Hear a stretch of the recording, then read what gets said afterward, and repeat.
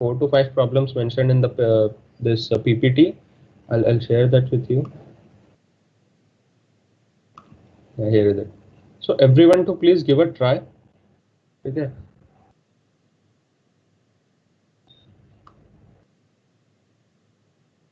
We'll go with पहले के 2 question solve करते हैं. We'll do it in 2 minutes. 2 minute लेते हैं. We'll solve पहले के 2, then next 2, then a last 2. ठीक है? ऐसा करते हैं just for the revision purpose. कल का याद है कि नहीं सब. So what is the usual algorithm that we follow? First we check all the RHS. Her functional dependency का हम RHS check करेंगे. We'll check कि कौन सी ऐसे attributes है which are a part of relation but मेरे पास RHS में नहीं है. So in the first problem we have it is A and B जो RHS में नहीं है. Hence क्या बोल सकते हैं कि कोई भी functional dependency ऐसा exist नहीं करता है which can determine A and which can determine B. So basically A and B are such attributes which are compulsory. ठीक है, वो हर कैंडिडेट की में आएंगे ही फॉर वेरी श्योर. हर कैंडिडेट की में उनका प्रेजेंस रहना ही चाहिए. ठीक है, बिकॉज उन्हें कोई डिटरमाइन नहीं कर पा रहा है, हेंस उन्हें खुद को डिटरमाइन करना पड़ेगा, काइंड ऑफ ऐसा. ठीक है, so coming on to next rule, what we have, पहले हमने कंपलसरी वाले एट्रीब्यूट्स निकाले. Now we'll try going, now we'll go with कि जो कंपलसरी एट्रीब्यूट है, ठीक है, हम उनका भी पहले क्लोजर निकालेंगे. कहीं वो खुद ही तो बाकी सबको डिटरमाइन नहीं कर पा रहे हैं. If they are able to determine, well and good, हम लोग आगे देखेंगे नहीं. अब क्यों नहीं देखेंगे? एनीवन?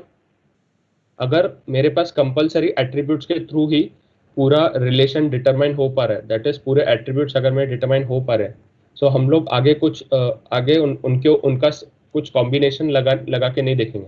सपोज जैसे मेरे ए और B are now compulsory attributes. ठीक है, सो मैं पहले ए बी प्लस निकालूंगा, ए बी क्लोजर निकालूंगा.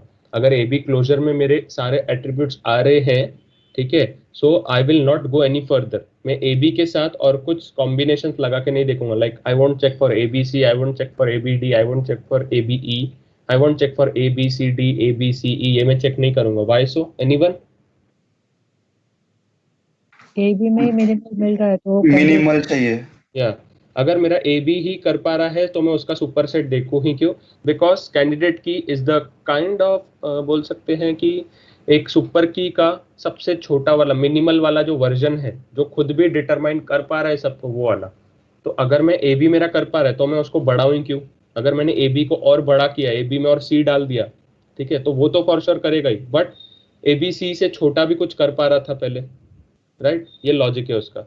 सो बेसिकली अगर मेरे पास कंपलसरी वाले एट्रीब्यूट अगर मेरा डिटरमाइन कर पा रहे हैं बाकी सबको, then I don't need to check any further, right? So first problem का सोल्यूशन वही है. राइट साइड में ए बी दोनों नहीं थे, so what did I do? मैंने ए बी क्लोजर निकाला. अभी फर्स्ट फंक्शनल डिपेंडेंसी थे, by going with the trivial thing, a b will determine a and b itself. So a comma b मेरा set अभी latest बन गया. Then because a b determines c by the first subset, sorry, by the first functional dependency, hence a b determines, hence c would be appended in that set. उसके बाद next वाली जो functional dependency है, b determine कर रहा है d को. ठीक है, so a b c d is my set now and d can determine e and d was already there in my set, hence e भी अब मेरा डिटरमाइन हो जाएगा. So finally I get AB closure as A, B, C, D, E. Fine. Coming on to next problem. I'll check first rule. I'll check right side में ऐसे कौन से attributes हैं मेरे relation के जो right side में नहीं है. So I get that as B. So B is my compulsory attribute. Now second rule is I will try finding the closure for B. So B plus में सिर्फ B आएगा because no other rule, no other functional कोई ऐसी functional dependency exist नहीं करती जहाँ B सिर्फ LHS में. Hence B cannot determine anything else than itself. Hence B closure is not able to determine. अभी हम आगे जाएंगे, अभी हम exhaustive पे जाएंगे. Now we'll try combinations with B. B तो रहना ही है, उतना पक्का है. अभी हम B के साथ और combination लगाएंगे. So पहला combination क्या यूज करेंगे? A B. So A B closure. A B closure will be by first functional dependency A B C. ठीक है, तीनों आ गए, पूरा रिलेशन मेरा डिटरमाइन हो गया. Hence I can say AB is my candidate key. Now we'll try another combination. अभी यहाँ पे रुकना नहीं है. रुकना कब है? जब मेरे सिर्फ कंपलसरी वाले एट्रीब्यूट्स ही डिटरमाइन कर ले रहे हैं, तभी मैं रुक जाऊंगा. उसका logic I have already discuss. ठीक है, I will go to next combination now. So B तो कंपलसरी रहना ही है. Then C B, I will say B C, sorry, I will say B C. ठीक है। So B C can determine, पहले तो बी और सी खुद को डिटरमाइन कर लेंगे। So B C is my latest set जो मेरा बना। अब फर्स्ट फंक्शनल डिपेंडेंसी अगर मैं देखूं, सो उसमें एलएचएस में ए बी है, but I don't have A in my current set, तो मैं वो यूज नहीं कर सकता, discard. Now second functional dependency C, I have C in my set, hence C can determine A, hence B C के set closure set में A B सी तीनों आ गए, hence B C is also a functional dependency. Now why won't I try for, अब मैं और एक combination क्यों नहीं ट्राई करूंगा एबीसी वाला फॉर द सी के, एस के तो रहेगा ही, ठीक है, because combination of all possible attributes वो तो एस के रहना ही है बाय डिफॉल्ट, उस वो हमने डिस्कस किया है। But why won't we check, because ABC का सबसेट जो है ए बी या बी सी बोल लो, it can already derive other attribute, वो ऑलरेडी डिराइव कर सकता है एट्रीब्यूट्स को। So why would I check for the superset of any of the candidate key, right, ये बोलना था। So basically we'll not check for ABC. So candidate keys in this one are AB and BC. Coming on to next problem we have, so it is वो dot dot मतलब A B C D E F, ठीक है, 6 attributes हैं। RHS में मुझे ऐसे वाले locate करने हैं जो मुझे ऐसे एट्रीब्यूट्स लोकेट करने हैं which are not present in RHS, ठीक है। सो RHS में A और B is not present, so what I will do, मेरा first rule is done, I will go with second rule, I will find AB closure. So AB closure के हिसाब से what do I get, AB can derive AB itself, so A comma B, A can derive FC, hence A B F C ये भी आ गया, then C can derive D, so D is also there, and then B can derive E, so E is also there, hence AB can determine everything, all attributes। अभी क्योंकि compulsory वाला मेरे सबको भी determine कर पा रहा है, मैं आगे और चेक नहीं करूंगा, आई एम डन हियर, ठीक है। थर्ड वाला done. Now take your time, 6:15 exactly till 6:15 try fourth and fifth problem, ठीक है। कुछ डाउट आया उसमें तो डिस्कस करेंगे, नहीं तो विल मूव फॉरवर्ड। 6:15 तक try problem number fourth and fifth.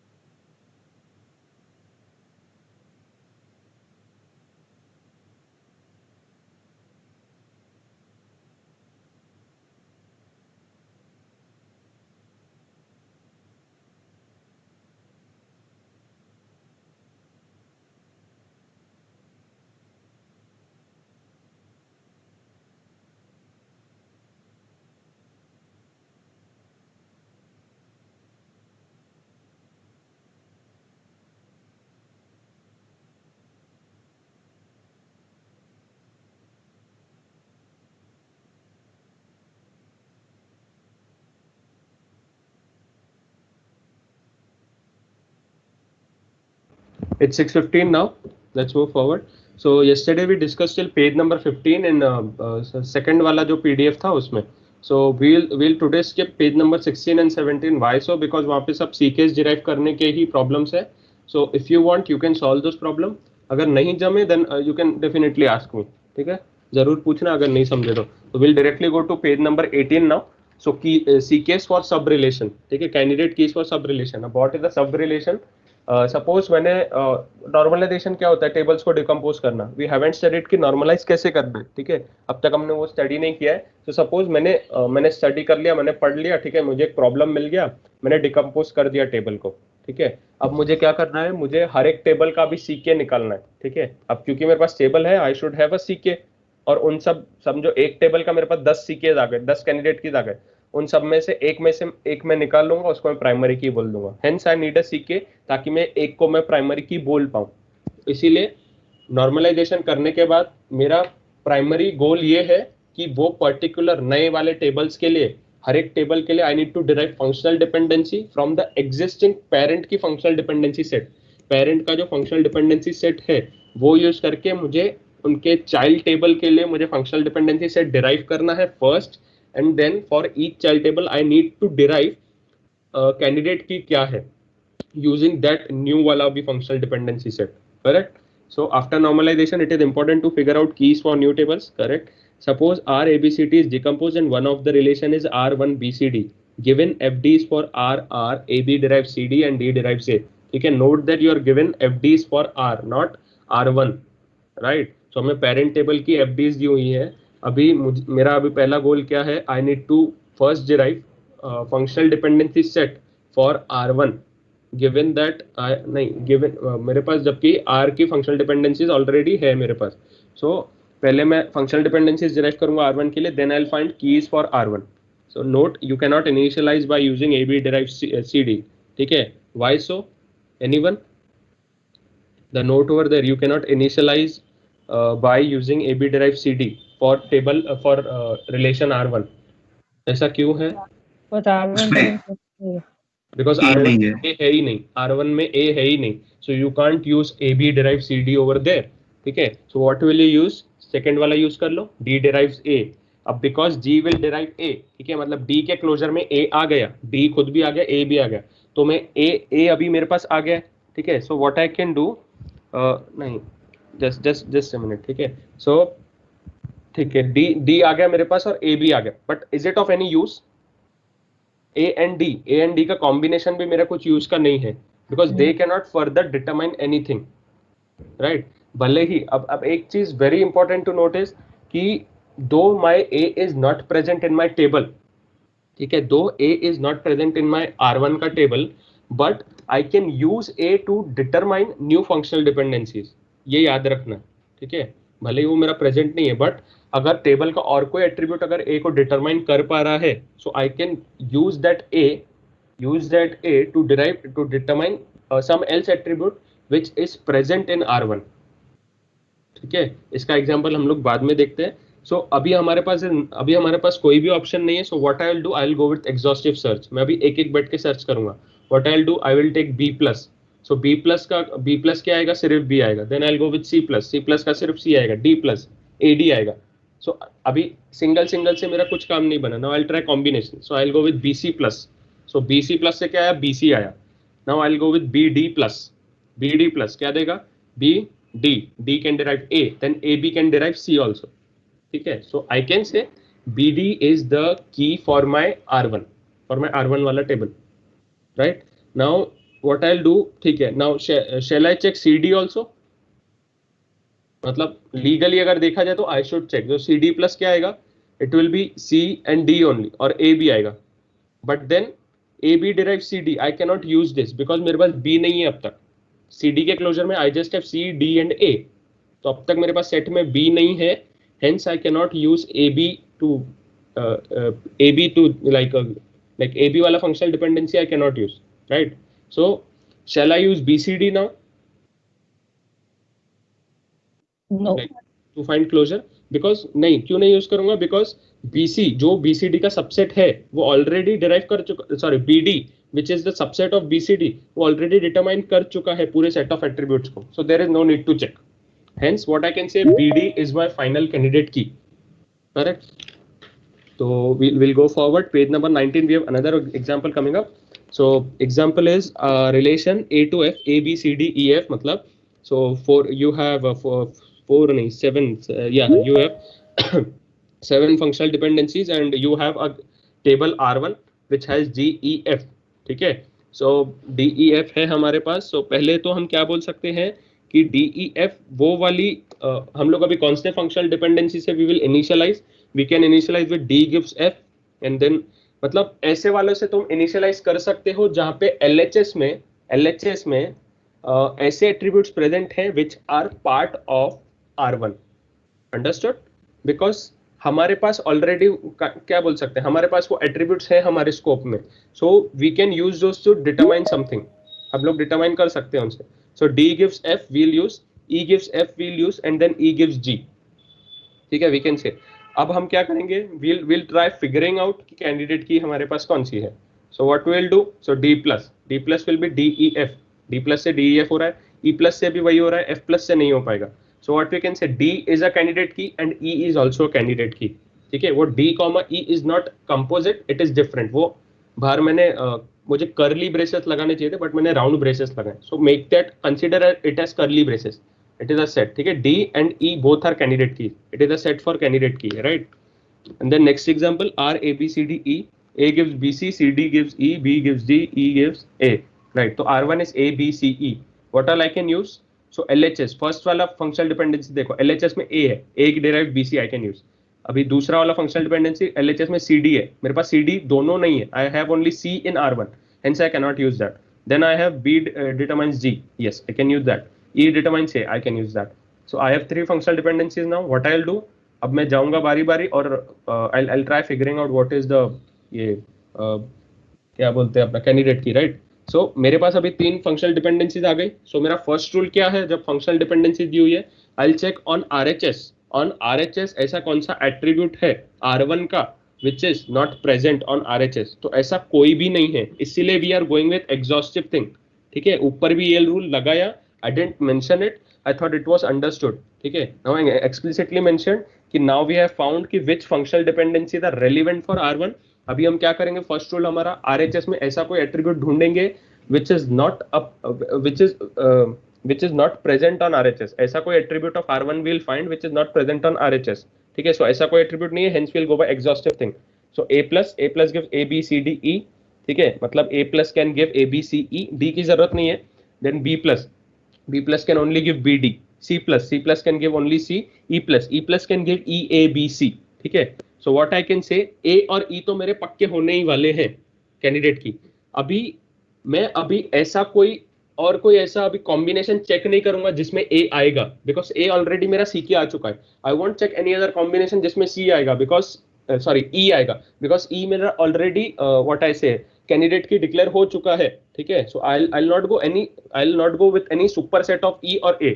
सो मेरे पास बचता क्या है, BC. So I will try the combination of BC. So BC का कॉम्बिनेशन ट्राई करते ही I get BCDEA. I get that. ठीक है. तो A, E and BC, all these are candidate keys for R1. Correct? Yeah. So ठीक है. अब page number 20 and then उसके बाद पीछे हमने कुछ छोड़ा क्या? हाँ, वो प्रॉब्लम्स. ठीक है. Page number 20, identifying additional FDs. We'll skip this for now. Why so? Because ये प्लेसमेंट पॉइंट ऑफ व्यू से इतना इंपॉर्टेंट नहीं है. This is really important for GATE, but placement से इंपॉर्टेंट नहीं है इतना. एंड देन पीछे वाला भी जो है पेज नंबर 22, ये भी ठीक है. we'll do पेज नंबर 22 वाला thing, and then page number 24 वाला भी. ठीक है, पेज नंबर 24 वाला भी कर लेते हैं. ठीक है, बट प्लीज पेज नंबर 20 मैं इसको ये फोल्ड कर देता हूँ, अगर बाद में टाइम हुआ तो we'll go with it. So page number 22, determining if 2 FDs are equivalent. ठीक है. सो बेसिकली नॉट FDs का ग्रुप. ठीक है. So I have been given 2 groups. ठीक है. तो F is a group like kind of set of all FDs and G is a set of for all FDs. ठीक है. So we need to prove, हमें अभी क्या करना है कि if F can contain G, वो F is a super set of G, उसको ऐसे रीड करने से अच्छा ऐसे रीड करो, F कैन कंटेन G. इसका कंटेन का मतलब क्या है, जो काम G कर सकता है उतना काम एटलीस्ट F तो कर ही सकता है. मतलब जितना पावर क्या बोलते हैं देवेंद्र फडणवीस के पास था एज अ CM, उतना PM मोदी के पास तो एटलीस्ट था ही एज अ PM, ऐसा बोल सकते हैं. ठीक है. सो F कैन कंटेन G, इसका मतलब ये है कि F वो सारे काम कर सकता है जो G कर पा रहा है, right? And then G contains F का मतलब G वो सारे काम कर पा रहा है जो F कर पा रहा है. अभी G उससे ज्यादा भी कर सकता है, इससे मुझे कुछ मतलब नहीं है, but G can do that much जितना F कर सकता है. ठीक है. नीचे उसका एक्सप्लेनेशन भी लिखा है. So first point, take all determinants of F and evaluate their closures with FDs mentioned in G. So what we will do, हम लोग अभी इसमें अप्रोच क्या लगाएंगे कि जो मेरा f जो है, f is a set of functional dependency, right? So what I will do, मैं अभी f का एक एक फंक्शनल डिपेंडेंसी लूंगा, उसका आई टेक डिटर्मिनेंट मतलब LHS, ठीक है? तो जैसे f में a determines c is present, so what I'll do, मैं उसका LHS लूंगा a, and I'll see कि according to g what all things can a determine, according to g, according to set g, that is according to functional dependencies present in g, what all things can a determine. अगर a उतना ही determine कर पाएगा जितना fds of f can let it determine, अगर g भी उतना कर सकता है, so we can say that g f के जितना पावरफुल है in terms of a only, लेकिन ठीक है, ऐसे हम सारे फंक्शनल डिपेंडेंसीज के लिए चेक करेंगे, ठीक है? तो f के जितने भी LHS हैं उनका हम क्लोजर निकालेंगे, f के डिपेंडेंसी सेट के जितने भी LHS हैं उन सबका विल फाइंड क्लोजर, ठीक है? देन आई विल से कि जितना क्लोजर f के डिपेंडेंसी सेट से मेरा डिराइव कर पा रहा था a, उतना ही क्लोजर मेरा जब मैंने g के रूल्स लगाए डिटरमाइन करने के लिए क्लोजर, मेरे सेम आ रहे हैं result. So what I can से कि या तो मैं f से जाऊं या तो g से जाऊं, मैं a का क्लोजर निकालने के लिए दोनों में आंसर मेरा सेम आ रहा है। हेंस आई कैन से कि f यूज करके जितना मेरा a काम कर पा रहा था उतना ही g यूज करके मेरा a काम कर लेगा। तो ये हो गया सिर्फ एक फंक्शनल डिपेंडेंसी के लिए, दैट इज ए वाला सिर्फ, मतलब ठीक है। सो एग्जांपल देखते हैं, इजी हो जाएगा। We will go to page number 23, ठीक है? So I have been given f और g दोनों। So determinants first I will do, मैं पहले f के सारे LHS अपने पास ले लूंगा। क्या क्या है? a, ac और e। Now I will find a closure but using rules of g। अब मैं g यूज करके a क्लोजर फाइंड करूंगा। मेरे पास क्या आ गया? ए सी डी, ठीक है? नाउ आई कैन सी कि एफ में मेरा ए डिटरमाइन सी था, ठीक है? मतलब A can determine C, but using the rule of G A can determine A C and D, that is A determine C can is valid using the rules of G, right? ये valid है। अगर मैं जी के rules करूं तो मेरी एक एक जो फंक्शनल डिपेंडेंसी है वो मेरी ट्रू हो गई, A determine C using the rules of G, ठीक है? And then I will determine AC closure. AC closure मेरा क्या आएगा? ACD आएगा। Hence I can also say AC can determine D but by using rules of G। AC determines G was true in F, जो कि मेरा G भी अभी कर सकता है, right? Similarly I will find closure of E। So E derives A, E derives H, E derives C, E derives G। so what I can say, E can derive AD also, ठीक है? मतलब F के हिसाब से E can derive AD and now G के हिसाब से भी E can derive AD। so what I can say, G can contain F, right? G can contain F, लेकिन मैं इक्विवेलेंट कब बोलूंगा? जब G can contain F and F can contain G, ठीक है? मतलब G का एटलीस्ट F के जितना पावर है, एटलीस्ट, एंड F का भी एटलीस्ट G के जितना पावर है। सो लॉजिकली जब ये दोनों को कॉन्कैटिनेट करोगे, बीच में इंटरसेक्शन लगाओगे, इसका मतलब होगा F and G are equivalent, right? मैंने बोल दिया person A is greater than in a height than person, greater than or equal to in a height than person B, and I also say person B is also greater than equal to in height than person A. What I can indirectly say, person A and person B have same height. मैंने greater than equal to बोला सिर्फ, ठीक है? not just greater than नहीं बोला, बस equal to भी बोला। So next then we'll go with determinants of G। अब मैंने G can contain F, ये प्रूफ कर दिया। Now we'll go with determinants of G, right? So what I have LHS में of G, A and D। So अब मैं a closure निकालूंगा but using rules of F, ठीक है? And then I will find closure of E using rules of F. So similarly you can see that F can contain G, and because both are valid hence F equals to equivalent to G, right? Next example, ठीक है? अब next example जो इसका है, you may solve on your own. अगर कुछ problem आया सो you can contact me afterwards. So page number 24, what we have is minimal FD set. अब मिनिमल एफडी सेट का भी यूज क्या है? सपोज तो ऐसे कंसीडर करो कि मैं अपना बहुत सारे रूल्स रख के, why should I confuse the user kind of, ऐसा। तो बहुत सारे नहीं, उसको मुझे मिनिमाइज कर देना है basically. So what I will do, पहली चीज तो ये, by the rule of decomposition we have studied that. Inference rule में हमने डिकम्पोजिशन पढ़ा था। सो हमने ये पढ़ा था कि if A can derive BC, so I can से A can derive determine B and A can determine C, ठीक है?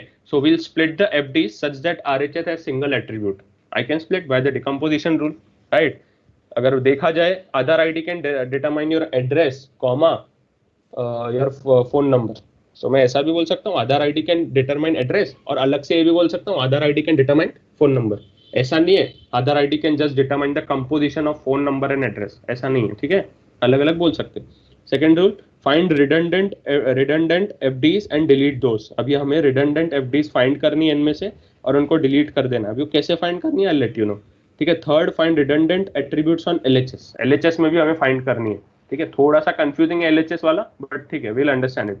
So note, minimal FD cover is not unique. So basically चार लोग अगर एक ही प्रॉब्लम को मिनिमल अगर ढूंढ रहे हैं उसका मिनिमल एफडी सेट, तो चारों का आंसर मे भी सेम आएगा, मे भी अलग भी आ सकता है, ठीक है। तो यूनिक नहीं होता है कभी भी। It determines on the what order of functional dependency are you taking. पहले तुमने कौन सा फंक्शनल डिपेंडेंसी को मिनिमाइज करने की कोशिश किया, फिर वो ऑर्डर पे डिटरमाइन करेगा बेसिकली, ठीक है। सो प्रॉब्लम है minimize A determine C, A C determine D, E determines A D and E determines H, ठीक है। So will go with the first one. हम एक एक अभी फंक्शनल डिपेंडेंसी लेंगे। तो अभी यहाँ पे दो कॉलम्स हैं, ठीक है। I have written a plus equals to A C and also I have also written a plus equals to A. So जो पहली वाली चीज है ना, इट इज लाइक अगर मैं कंसिडर करूं कि मेरा a determine c will be present in my minimal functional dependency set, तो उस रूल के हिसाब से मेरा a का क्लोजर क्या आएगा, ठीक है, वो पहला है। और सेकंड वाला जो लिखा है वो मैंने ऐसे लिखा है कि अगर मैं a डिटरमाइन c ये फंक्शनल डिपेंडेंसी को अपने मिनिमल सेट में कंसीडर ना करूं तो मेरा a क्लोजर क्या आएगा, ठीक है, वो ऐसा है, राइट। सो अगर मैं कंसीडर करता हूं a determine c is present in my set, is present in my minimal functional dependency set, तो a plus will be ac, ठीक है। अगर मैं कंसीडर करता हूं ऐसा नहीं है, अगर मैं डिस्कार्ड करता हूं, अगर मेरा a determine c is not present in my functional dependency set, तो मेरा a plus will be only a, correct. Now same I will do for every other now, ठीक है। अब इतना मेरा मैं अभी क्या करूंगा, आई विल मेक श्योर कि a determine c is now appended to my final set. ये मेरा अपेंड हो चुका है, मैंने मान लिया कि ये आना ही है। क्यों आना है? बिकॉज उसके होने से मुझे फर्क पड़ रहा है और उसके ना होने से मुझे बहुत लॉस हो रहा है। I am losing c। उसके होने से I can determine c, but उसके ना होने से I am not able to determine c, ठीक है। सो उसे मुझे रखना ही है। मतलब उसके होने से और उसके ना होने से जब दोनों इक्वल है ना क्लोजर, तब I can easily discard it. मतलब उसके ना होने से भी मैं कर पा रहा हूं तो मैं उसको क्यों रखूं, ऐसा, ठीक है। अब उसके ना होने से I am losing C, hence I will have to keep a determine c in the final set. अभी ए सी डिटरमाइंस d, पहले होने से ए सी डिटरमाइन d अगर मेरा फाइनल सेट में रहेगा तो मेरा क्लोजर क्या आएगा, a c d, इतना आएगा। ना होने से तो a और c आएगा सिर्फ, राइट। सो अभी इक्वल नहीं आ रहे हैं दोनों, so I compulsorily have to keep a c determines d, ठीक है। Next one, e determines a। पहले देखते हैं होने से क्या क्या आएगा। तो होने की वजह से e plus can B e a, फिर नीचे वाला रूल देखो d, और उसके नीचे वाला रूल देखो h, so e a d h, ठीक है। और फिर because a determine c is already present in our set, final set, hence c भी आएगा। सो e a c d h। अभी ना होने से देखते हैं क्या क्या होगा। अगर e डिटरमाइन c अगर मैंने नहीं रखा फाइनल सेट तो क्या क्या आएगा, e तो खुद आएगा ही पहले, देन d आएगा नीचे वाले रूल से, उसके नीचे वाले रूल से h आएगा। बट अभी मेरा क्या क्या लॉस हो गया, अब मेरा a और c दोनों लॉस हो गए, तो I have to compulsorily keep e determines a। Next rule, e determines g।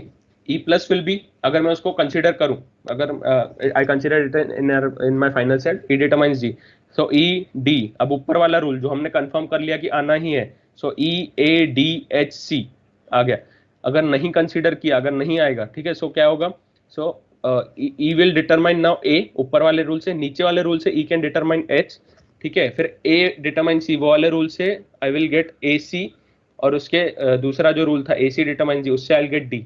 Hence अगर मैं e डिटरमाइन g को ना रखूं तो भी मुझे कुछ फर्क नहीं पड़ेगा, बिकॉज रखने से भी सेम आ रहा है मेरा क्लोजर, ना रखने से भी वैसे का वैसे ही आ रहा है।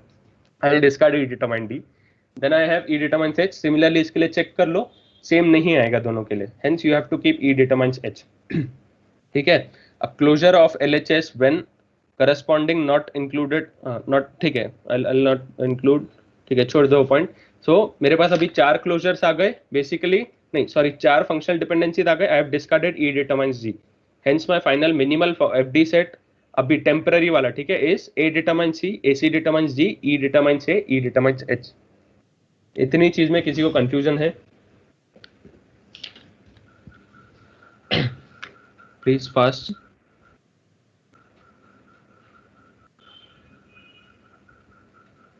ठीक है, will keep moving. So final page number 25 पे देखो, A determine C, you have given that, हमने जो भी मिनिमाइज किया उतना मेरे पास है। So what I will do, अब एलएचएस में जहां पे भी मेरा एक से ज्यादा एट्रीब्यूट होगा प्रेजेंट, ठीक है, एलएचएस में जहां पे भी मेरा एक से ज्यादा एट्रीब्यूट प्रेजेंट होगा, आई विल टेक दैट। ठीक है, so I will check if कि क्या मेरा ए अकेला ही सी को, सॉरी व्हाट आई कैन से, ए अकेला he can it derive D, मतलब AC can AC can what AC can do, AC can determine A, C and D, ठीक है। सो फिर but can this A plus सिर्फ A ही मेरा अगर C को डिटरमाइन कर लिया तो, ठीक है ना, अगर मेरा व्हाट आई कैन से, मैंने AC को पहले ब्रेक किया, ठीक है, दो हाफ में ब्रेक किया, then I say that A plus I will check and then I will check C plus, ठीक है। अब now my A plus can be कि AC आएगा because of the rule that A determine C, वो वाला rule मैंने पकड़ के चलाऊं, सो मेरे पास वो वाला आएगा, and then C plus will be सिर्फ C, उतना ही रहेगा, बिकॉज कोई भी फंक्शनल डिपेंडेंसी के LHS में C नहीं है and C will only determine itself, ठीक है, तो A plus will be AC। Now for deriving D, अब because now I have AC, ठीक है, I have AC, hence I can determine D। क्यों डिटरमाइन कर सकते हैं? बिकॉज तुम्हारा जो पहले वाला जो फंक्शनल डिपेंडेंसी का सेट है उसमें तुम्हें दिया है कि AC can determine D, this is true, AC can determine D, this is true. मतलब ऐसा मत समझो कि मैं AC डिटरमाइंस D अगर मैं डिस्कार्ड कर दूं तो AC determines D will be false, ये ऐसा नहीं है। मुझे एक्चुअल में डिस्कार्ड नहीं करना है, मुझे सिर्फ प्राइम फंक्शनल डिपेंडेंसीज रखनी है, ठीक है, basically what I can say, ठीक है। Now एक बार वो लाइन पढ़ो, now for deriving D we require the composition of A and C, but A can derive A and C both, hence AC derives D because it is true, hence वो आगे true होना ही है। तो अभी मैं उसको functional dependency set में रख के मैं अपने फंक्शनल डिपेंडेंसी की सेट की साइज इंक्रीज नहीं करूंगा, but A itself can derive C which then can be used to derive D, hence what I can say कि A derives C, A determines D, E determines A and E determines H. This I'll say is true. Like my minimal functional dependency set.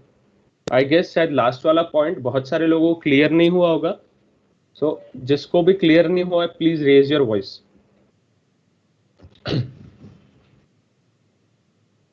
Anyone?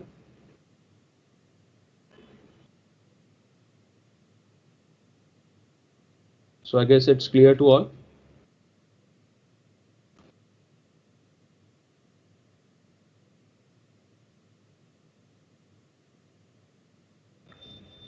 ठीक है, we'll move on to next one. So A determines B, C determines B, D determines A, B, C and AC determines D. ठीक है, so पहला तो A determines B, ये हमें compulsory रखना ही पड़ेगा। क्यों? क्योंकि in presence of A determines B it will determine A, B, ठीक है, सिर्फ A, B ही कर पाएगा, एंड देन उसके एब्सेंस में A can derive only A can determine only itself, hence we have to keep that. C determines B, उसके presence में C, B आएगा, सिर्फ C, B, right, and then उसके absence में C can only determine itself. Then next one, अब पहले first rule हमारा क्या था कि जहां पे भी RHS में एक से ज्यादा एट्रीब्यूट्स है, will split them into more than one functional dependencies. So D determines A, D determines B and D determines C में हमने उसको स्प्लिट कर दिया, ठीक है, RHS में एक से ज्यादा है, फर्स्ट रूल अपना वो था। So we'll check for D determines A, so D determines A in its presence D plus will be D A B C, ठीक है, उतना ही रहेगा ना, D A B C, right, ठीक है, and then in the absence of it क्या क्या आएगा, D B C, राइट, इतना ही आएगा, A नहीं आ पाएगा, हेंस अपना अनइक्वल हो गया दोनों क्लोजर, हेंस विल डिस्कार्ड, नहीं will keep D determines A। Now going with D determines B, ठीक है, इन प्रेजेंस ऑफ इट तो D B A C चारों आएंगे, इन एब्सेंस ऑफ इट तो D डिटरमाइंस C, नेक्स्ट वाला जो rule है उसके हिसाब से, पहले वाले रूल के हिसाब से D डिटरमाइंस A, सो अब तक अपना सेट बन गया A D C, and then C can determine B, second वाला जो रूल था उसके हिसाब से, हेंस D डिटरमाइंस B रहे ना रहे फर्क नहीं पड़ेगा, हेंस बिकॉज अभी हम मिनिमल FD सेट की बात कर रहे हैं, सो हम उसको लेंगे ही नहीं basically. So D determines C similarly and AC determines D, So our final set up till now has been A determines B, C determines B, D determines A, D determines C, and AC determines Z. Now we'll check for those functional dependency जिसके LHS में we have more than one attribute, that is AC determines Z. So A पहले हम लोग A plus ढूंढेंगे. A plus से मुझे क्या क्या मिलेगा? A plus से I'll get AB, ठीक है, and then C plus से मुझे क्या क्या मिलेगा? CB, ठीक है. Now check if A और C can be discarded, ठीक है. अगर मैंने A को डिस्कार्ड कर दिया तो can my C plus account for the functional dependency AC determines Z, that is can my C plus determine D on its itself? No, it can not, ठीक है. तुम लोग कहीं पे भी लगा के देख लो, तुम you can't determine D using C. और तुम A plus करके देख लो तो A can not determine D, right. A अकेला D को डिटरमाइन नहीं कर सकता है, neither can C. Hence we cannot discard AC determines D, ठीक है. ये so 26 पेज पे एक important नोट लिखा है, note for second step A1 A2 A3 dot dot dot AK. अगर ये मेरा LHS है, अगर ये मेरा डिटर्मिनेंट है and it can determine B, that is B is my dependent, my goal is to eliminate one by one those without whose presence B can be derived. मेरा गोल ये नहीं है कि मुझे एक एक को चेक करना है, मुझे A1 प्लस चेक करना है, देन A2 प्लस. मेरा गोल ये है, पहले मैं A1 को डिस्कार्ड करूंगा and then I will check कि the remaining set A2 A3 dot dot dot AK can it determine B, ठीक है. Then I will discard A2, I will then bring in A1, ठीक है, and then I will check कि A1 A3 A4 dot dot dot AK can it determine B. And similarly ऐसा single हो गया, फिर मैं डबल से जाऊंगा, ठीक है. डबल से मतलब I'll try discarding A1 A2 and then I'll check A3 to AK can it determine B, ठीक है. So I have to find that threshold value कि मिनिमल इतना पॉसिबल है मेरा LHS में. सपोज ऐसे कि मैंने A1 A4 और A5 हटा दिया, अभी भी जितना मेरा बचा हुआ it can determine B, but मैंने और एक चीज अभी हटाई और वो मेरा B को डिटरमाइन नहीं कर पा रहा है. So I will take the minimal वाला as the last one, A1 A4 और A5 को डिस्कार्ड करके जो मेरा बना था वो वाला चीज, ठीक है. This is an important step, second जो पेज नंबर 26 पे दिया है, ठीक है. सो पेज नंबर 27 का प्रॉब्लम यू कैन सॉल्व.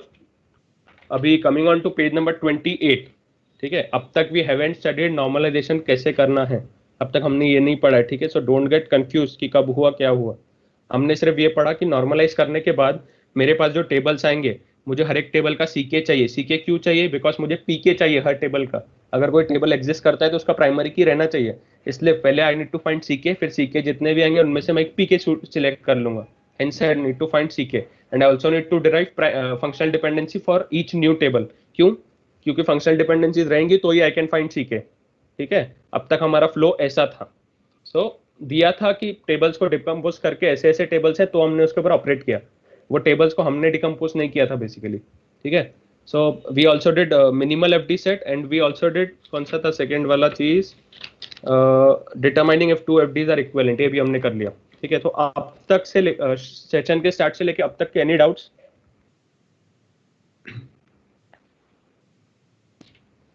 नहीं, अभी तक तो कुछ नहीं. So everything is going fine, ठीक है. मुझे बस एक चीज तुमसे पूछनी थी सबसे कि like how are the sessions going on, कैसे जा रहे हैं सेशंस? सही है, लाइक समझ रहा है सब. सब ऐसे समझ आ रहा है या ऊपर ऊपर से जा रही है चीजें बहुत कुछ? नहीं समझ रहा है, right. Because I am trying my best कि सिंपल एकदम लैंग्वेज में मैं समझा पाऊँ. Fine. So we'll go to next one now. Page number 28 we have lossless decomposition. ये मिनिमल वाला जो पार्ट है ना, मिनिमल FD फाइंड करने का, उस पे जरा एग्जांपल्स बाद में एक बार लोगे. राइट एग्जांपल्स बोलता हूँ बाद में अभी, ठीक है. हाँ. So coming on to page number 28 we have lossless decomposition, ठीक है. सो लॉसलेस डिकम्पोजिशन बेसिकली क्या है कि after decomposition if we do not care about referential integrity then there may be loss of crucial data. ये होता है lossless decomposition. Lossless का मतलब मैंने मतलब what did I do, I made a very, मेरे पास एक कुछ तो रूल एग्जिस्ट करता था, ठीक है. सपोज जैसे मैंने स्टार्टिंग में तुम्हें याद है समझाया होगा अगर कि when we make a relation, so what we do basically, मैं जब दो सेट के बीच में जब मैं रिलेशन बनाता हूँ सो मैं पहले उनका क्रॉस प्रोडक्ट लेता हूँ, ठीक है. याद है वो R is a subset of D1 star D2 star D3, not subset, proper subset of D1 star D2 star and dot dot dot, वो अगर याद होगा सबको। सो मैंने वहां पे एक कंडीशन बोली थी कि आर के ऊपर नहीं, सॉरी, ये क्रॉस प्रोडक्ट के ऊपर मैं कंस्ट्रेंट लगा दूंगा, I will put some constraint, ठीक है। सो वो कंस्ट्रेंट के हिसाब से मेरा एक न्यू रिलेशन जनरेट होगा। अब सपोज मैं बोल सकता हूं कि मेरा एक सेट है पर्सन का set and I have another set as car का सेट, ठीक है। सो क्रॉस प्रोडक्ट उसका क्या होगा, हर पर्सन को हर कार के साथ आई विल रिलेट, ठीक है। हर पर्सन को हर कार के साथ आई विल रिलेट, मैं उसको उसका रिलेशन में बना दूंगा, ठीक है। ये हो गया मेरा क्रॉस प्रोडक्ट। अब मैंने इस पे कंस्ट्रेंट लगा दिया, सपोज मैंने इस पे कंस्ट्रेंट लगा दिया कि if a person is of 20 years और लेस, ही और she can have only 3 cars, उसके पास सिर्फ 3 ही कार हो सकती है।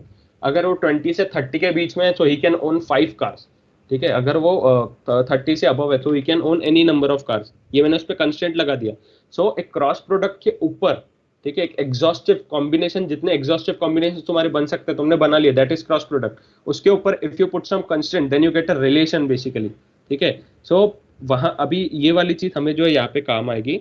सो लॉसलेस का मतलब क्या हो गया, मैंने वो रिलेशन लूज कर दिया, ठीक है। सपोज कोड लिखते वक्त आई रोट इफ पर्सन का age is less than, if person का age is between this, if person का एज इज ग्रेटर देन 30, ठीक है। ये मैंने रूल्स लिख दिए। सपोज किसी ने कुछ तो भी गलती कर दी और मैंने वो अपने रूल्स खो दिए, किसी ने वो रूल्स मेरे इरेज कर दिए, ठीक है, then I basically loss the integrity of my database, ठीक है। इंटेग्रिटी मतलब इंटेग्रिटी क्या बोल सकते हैं, एथिक्स। मैं अपने डेटाबेस के जो एथिक्स है वही लूज कर दूंगा। सो लॉसलेस का मतलब इज नॉट एक्चुअली कि तुम्हारी डेटाबेस की साइज कम हो गई, but you have lost the integrity, you have lost something very important, जो रिलेशन को टिकाए रखी हुई थी जो चीज ने, वो मैंने लूज कर दी, ठीक है। तो बेसिकली ऐसा। सो अभी कैसे बोल सकते हैं, so if I break a table into 2, if I break up major बड़ा पेरेंट टेबल को मैंने एक ऐसे छोटे छोटे टेबल में अगर मैंने उनको स्प्लिट कर दिया, ठीक है। सो इससे मेरा क्या क्या प्रॉब्लम हो सकता है, anyone would like to list out?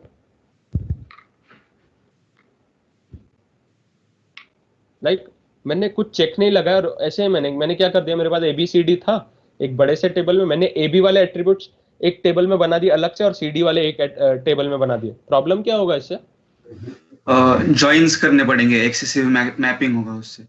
हाँ, सो इससे क्या होगा अभी कि जब मैं वापस उनको ज्वाइन करके कुछ ना कुछ मैं डेटा बनाना चाहूंगा। अब सपोज ऐसा ले लो कि I have an employee table, right. मेरे एम्प्लॉय टेबल में इनिशियली मेरे पास क्या क्या प्रेजेंट था, employee ID, employee name, employee address, then नहीं, not address, you can say employee ID, employee name, pin code और सिटी नेम, ठीक है। अब मैंने क्या किया, एम्प्लॉय आईडी और एम्प्लॉय नेम मैंने एक टेबल में रख दिया तोड़ के, उसके बाद पिन कोड और सिटी नेम मैंने दूसरे टेबल में फेंक दिया, ठीक है। इससे मेरा प्रॉब्लम क्या होगा अभी?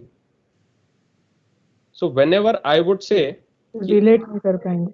हाँ, जब भी मैं बोलूंगा एम्प्लॉय आईडी 1 का मुझे सिटी का नेम बताओ, कैसे बताओगे? तुम्हारे पास कोई ऐसा फॉरेन की है ही नहीं एम्प्लॉय टेबल में जिससे तुम रेफर कर पाओ सेकंड टेबल को।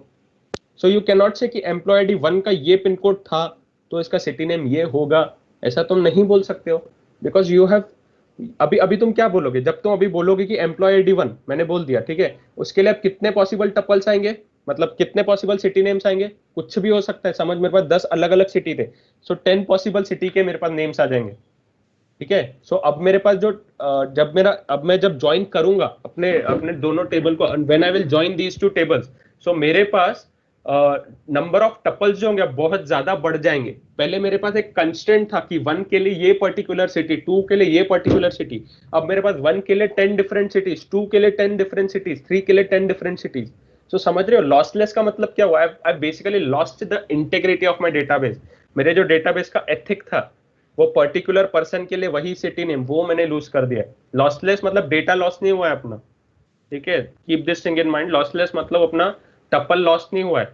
एक्चुअली हमारे नंबर ऑफ टपल्स बढ़ गए, यहाँ पे बढ़ के क्या हुआ, हमारी इंटेग्रिटी लूज हो गई, हमारा जो एथिक था डेटाबेस का वो हमारा लूज हो गया, ठीक है। ये पहली चीज।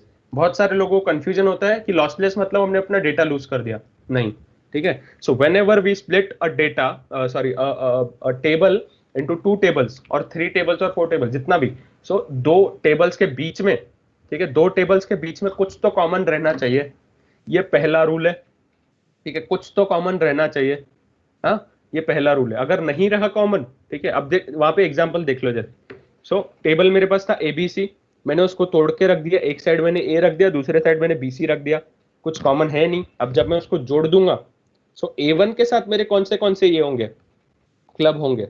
सो I will now go with all possible, मतलब I will go with cross product now. So A1 के साथ I will keep B1 C1 पहले, देन A1 के साथ I will keep B2 C2, then A2 के साथ I will keep B1 C1, then A2 के साथ I will keep B2 C2। अब देखो यहाँ पे अभी एक नया टपल जनरेट हुआ है, ठीक है, जो अपने पहले पेरेंट वाले टेबल में था भी नहीं। सो दिस इज लॉसलेस, ठीक है। अब लॉसलेस नहीं, this is lossy, sorry this is lossy, ठीक है, I M guys, I am really sorry, lossy है ये। जब बहुत सारे अपने नए टपल जब जनरेट हो जाते हैं ना, सो इट इज लॉसी, ठीक है। लॉसलेस मतलब जैसा था वैसा ही मेरे पास वापस आ गया, मतलब लॉस नहीं हुआ है, लॉस नहीं हुआ है। एंड लॉसी मतलब मेरी इंटेग्रिटी लूज हो गई अपने अपने टेबल की, ठीक है, इंटेग्रिटी लूज हो गई। So this is lossy because यहाँ पे और नए टपल्स जनरेट हो गए, मेरी रिलेशनशिप जो है वो एक्सपायर हो गई काइंड ऑफ। एंड अगर नहीं एक्सपायर हुई रहती then it would have been lossless, right. So you can go back now page number 29, और एक एग्जांपल है वहां पे, ठीक है, और एक एग्जांपल एक बार देख लो। अब A तो मेरा कॉमन है यहाँ पे, सो फिर मेरा लॉसी कैसे हो रहा है, मतलब मेरे एक्स्ट्रा टपल्स कैसे जनरेट हो रहे हैं, दो A is common here.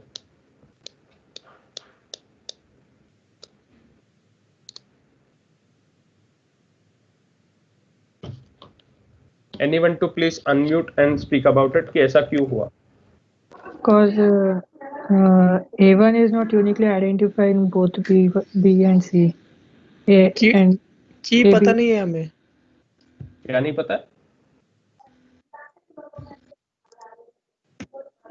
Because यहाँ पे A1 B1 को भी आइडेंटिफाई कर रहा है और B2 को भी आइडेंटिफाई कर रहा है, at the same time C1 को भी कर रहा है और C2 भी कर रहा है, तो इसके वजह से 4 कॉम्बिनेशन आ जाएंगे। First of all, A cannot identify B.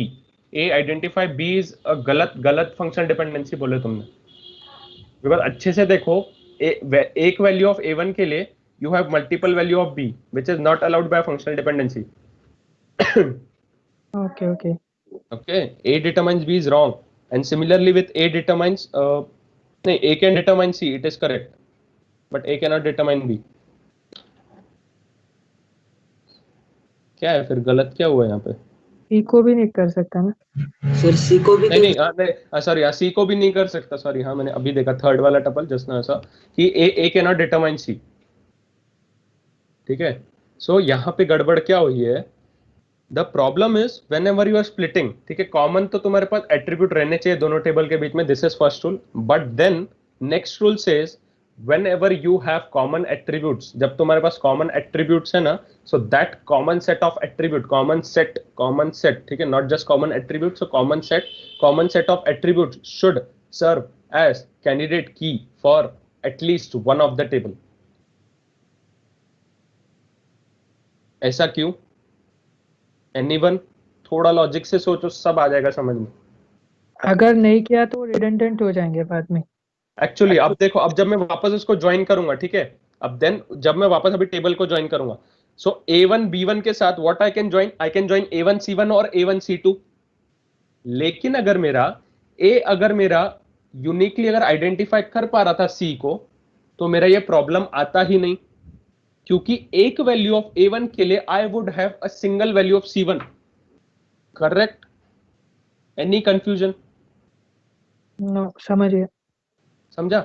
अब मैंने ये सेकंड रूल मैंने बोला ही क्यों, ठीक है, अगर मेरा ये रूल नहीं है कि अगर जो मेरा कॉमन सेट ऑफ एट्रीब्यूट है, if it is not serving as CK for the any one of the table, ठीक है, तो उसके लिए पहले इधर एग्जांपल देखो एक्सप्लेनेशन के लिए। मैंने क्या किया, मैंने A को कॉमन रख के दो टेबल को स्प्लिट किया, सो A मेरा फर्स्ट टेबल में भी है, A मेरा सेकंड टेबल में भी है। Now what I will do, अब मुझे वापस ज्वाइन करना है, सपोज मुझे वापस ज्वाइन करना है, अभी नीचे जो दो लाइंस आ रही है ना उनको देखो, I need to join again. So A1 B1 के साथ what I can join according to simple mapping, यहाँ पे A1 जहां पे, नेक्स्ट टेबल में जाके A1 जहां पे भी उनको टपल्स को उठा और इसके साथ ज्वाइन कर दो। तो क्या क्या आ सकते हैं मेरे पास, A1 B1 C1 and A1 B1 C2, ये आ सकते हैं, बट इनमें से A1 B1 C2 तो मेरे पास प्रेजेंट ही नहीं था। सो अगर मेरा एट्रीब्यूट A अगर मेरे टेबल 2 का CK होता था, सो पहले इन द फर्स्ट प्लेस मेरे A1 के नाम के 2 टपल होते ही नहीं थे, because since A is a CK, पहले तो उसकी वैल्यू रिपीट हो नहीं सकती है। एंड अगर CK भी नहीं है but A determines true is valid, so A1 के लिए अगर एक बार C1 आ रहा है, सो नेक्स्ट टाइम भी A1 के लिए C1 ही आएगा, A1 के लिए C2 नहीं आ सकता है। तो समझा, प्रॉब्लम ऐसी होगी। इसका सॉल्यूशन हमने क्या ढूंढा कि जब तुम स्प्लिट कर रहे हो टेबल को, जो कॉमन सेट ऑफ एट्रीब्यूट्स हैं, वो चीज एटलीस्ट एक टेबल के लिए कैंडिडेट की जैसा सर्व करनी चाहिए, राइट? ठीक है। अब इन द फर्स्ट प्लेस, अब इन द सेकंड प्लेस इसका इनडायरेक्ट जो है ना, इसका इनडायरेक्ट जो इम्पैक्ट पड़ेगा, जो मैंने एटलीस्ट 1 बोला ना, उसमें एग्जैक्टली 1 कर दो, क्योंकि एक साथ अगर वो दोनों के लिए CK है, इन द फर्स्ट प्लेस उसको स्प्लिट करने की जरूरत भी नहीं पड़ी रहती हमें। Forget it. अगर नहीं समझा तो ये पॉइंट, अगर ये पॉइंट नहीं समझा तो भूल जाओ। जस्ट इतना याद रखो, जब हम स्प्लिट कर रहे हैं कुछ कॉमन रहना चाहिए, और वो कॉमन दोनों में से किसी एक टेबल के लिए कैंडिडेट की सर्व करना चाहिए, या दोनों के लिए भी किया तो भी चलेगा। ट्रू? या तो पेज नंबर 30। नाउ अगर अब मैंने B के रिस्पेक्ट में अगर अब मैंने स्प्लिट किया, now see that B can uniquely identify C। अब मेरे पास अभी कुछ प्रॉब्लम नहीं आएगा। अब जैसा था तोड़ने के बाद फिर जोड़ने के बाद मुझे वैसा ही मिलेगा जैसा पहले था। So this is my lossless decomposition. मैंने यहाँ पे कुछ भी नहीं खोया। लॉसलेस, लॉस से कम। अगर मेरे टपल्स बढ़ गए, एक्स्ट्रा टपल्स आ गए, so basically what do I से, मेरा एक इंपॉर्टेंट रिलेशन खो गया, मेरा इफ एल्स स्टेटमेंट खो गया, सो वहां पे मेरा लॉस ही आ जाता है केस। यहाँ पे मेरा कुछ भी नहीं खोया, जैसा मैंने बनाया था वैसा ही वापस आ गया। So this is lossless. Hence while doing normalization, अब तक हमने किया नहीं है, जब तुम normalization करोगे, जब तुम टेबल्स को तोड़ोगे, so we prefer lossless decomposition, we don't want lossy decomposition, right? So how to guarantee lossless decomposition? Page number 31 you have now, पहले नीचे देखो, now how to split the table in such a way that when I want to retrieve info back, I do not get unwanted tuples. So basically when you get unwanted tuples, it is lossy. When you do not get unwanted, when you get the thing जैसा पहले था decomposition के पहले वैसा ही मुझे वापस मिला, it is lossless. If after splitting the common attribute acts as key, what you can say, key जैसा act करता है for one of the tables, then it is said to be lossless decomposition. ठीक है? So page number 32, that is if R1 and R2, अब mathematics के terms में, if R1 and R2 are two relations found after decomposition of R1, if R1 and R2 are two relations found after decomposition of R, then R1 intersection R2 का मतलब क्या होगा? Common attributes. R1 intersection R2 का मतलब will be common attributes. ठीक है? Remember, R is not the complete data. जो अपने टपल्स हैं वो पूरा R1 नहीं है। R1 इज जस्ट कि उसमें कौन से एट्रीब्यूट्स आ रहे हैं, वो इतना ही है R1। ठीक है, कैपिटल R1। वो पूरे डेटा को हम क्या बोलते हैं? एक्सटेंशन बोलते हैं। R1, capital R1 is just intention, right? अगर याद होगी ये सारी टर्म्स, तो कैपिटल R1 में we actually mean only the attributes, entity type जैसा समझ लो। Where small R1 is the whole tuples, मतलब तुम्हारे डेटाबेस का स्टेट। ठीक है, हम लोग यहाँ पे इंटेंशन की बात कर रहे हैं, not extension. So R1 intersection R2 मतलब जो भी कॉमन एट्रीब्यूट्स होंगे वो मुझे मिलेंगे। So this common attribute should be able to derive R1 itself, और it should be able to derive R2 itself. Derive R1 मतलब derive all attributes present in R1, और डिराइव R2 मतलब derive all attributes present in R2, right? Only key can determine entire relation. If considered relation is split keeping E name as common, ठीक है, then क्या मिल सकता है मुझे? तो कैसा होगा? I will get extra tuples. ठीक है, एक बार वो देखो अच्छे से एग्जांपल, तुम्हें समझ जाएगा what I want to say. भैया ये इंटरसेक्शन वाला नहीं समझा। हाँ, so मतलब basically ये इतना if समझा कि condition, क्या ये एज अ इफ कंडीशन बोल रहे हो या ये होगा ऐसा बोल रहे हो? इन दोनों में से ये अभी दो चीजें, R1 इंटरसेक्शन R2। देखो R1 इंटरसेक्शन R2 छोड़ दो, वहां लिख दो attributes present in R1 intersect with attributes present in R2 shall be able, उनके बीच में जो कॉमन रहेगा वो should be able to determine attributes present in R1। ये कंडीशन ट्रू होनी चाहिए, और एल्स सेम गोज विद नीचे वाली, या तो वो एक, मतलब इसका बोलने का देख सिंपल मतलब है, जो कॉमन एट्रीब्यूट है it should be able to determine complete relation, या तो R1 या तो R2। इसका मतलब क्या होगा, वो कॉमन एट्रीब्यूट सीके बन जाएगा किसी एक टेबल का, या इधर और समझ गया। समझा ना। हाँ अगर कोई चीज अगर दूसरे को डिटरमाइन कर पा रही है, ठीक है, तो अगर मैं सिर्फ वो दोनों चीजों को देखूं तो LHS वाला अगर मेरे RHS को डिटरमाइन कर पा रहा है, सो अगर मैं सिर्फ उन दोनों का एक टेबल कंसीडर करूं, सो मैं LHS को की बोल सकता हूं वो टेबल का, क्योंकि यस वहां पे कोई एट्रीब्यूट प्रेजेंट है और एक दूसरे को डिटरमाइन कर पा रहा है uniquely, so I can say LHS is the key for the whole table, okay okay समझा। राइट। हाँ, ऐसा। Any doubts up till this?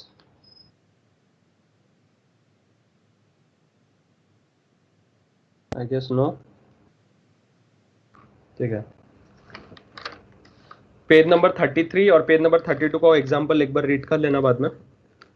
Now will be coming to functional dependency preserving. अभी while doing normalization we take care of two things। पहला चीज है your lossless decomposition, वो मैंने बताया उसका मतलब, रिसेंटली भी पढ़ा। And then functional dependency preserving. अब one more thing, lossless decomposition is a must, is must, ठीक है। फंक्शनल डिपेंडेंसी हुआ तो भी ठीक, नहीं हुआ तो भी ठीक, ठीक है, ऐसा कुछ जरूरी नहीं है, बट लॉसलेस इज कंपल्शन, होना ही चाहिए, ठीक है। So given that I have a relation A1 A2 A3 A4 till AN and then F is the functional dependency set, वो इम्प्लाइज नहीं है, वो ऐसा है कि वो ऐसा कर दो, equals to F equals to functional dependency set and F plus is the set of all FDs possible that can be derived from F, ठीक है। अब इसका मतलब क्या है, जो डिराइव कर सकते हैं F से। सपोज F में मेरे पास A डिटरमाइंस B था एंड B डिटरमाइंस C था, ठीक है। व्हाट आई कैन से, इनडायरेक्टली मैं क्या बोल सकता हूँ, A determines C is also true. So this is finding some extra knowledge, finding some additional FDs which are implied by current present FDs। मतलब मेरे पास मिनिमल सेट प्रेजेंट था, मैंने उसको और बड़ा चढ़ा के और बता दिया और नई FDs उसमें जोड़ दी, बेसिकली ये बोलना, ठीक है। सो F प्लस मेरा क्या है, closure of functional dependency itself, मतलब जो फंक्शनल डिपेंडेंसीज दी है मैं उससे और कुछ नई फंक्शनल डिपेंडेंसीज डिराइव कर सकता हूँ क्या, that is my F plus, ठीक है। और FD प्रिजर्विंग का मतलब क्या है कि जब मैं डिकम्पोज कर रहा हूं टेबल को, ठीक है, तो एक टेबल को मैंने सपोज 3 टेबल्स में मैंने डिकम्पोज कर दिया, तोड़ दिया, ठीक है।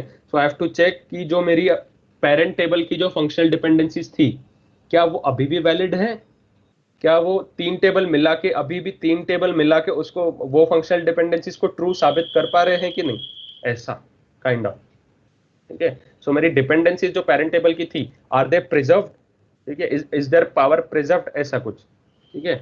So let F1 be functional dependency for table 1, F2 be functional dependency for table 2, then F1 union F2, मतलब मैंने बोल दिया कि I have split the table, मैंने टेबल को नॉर्मलाइज कर दिया, मैंने उनकी फंक्शनल डिपेंडेंसीज भी निकाल ली।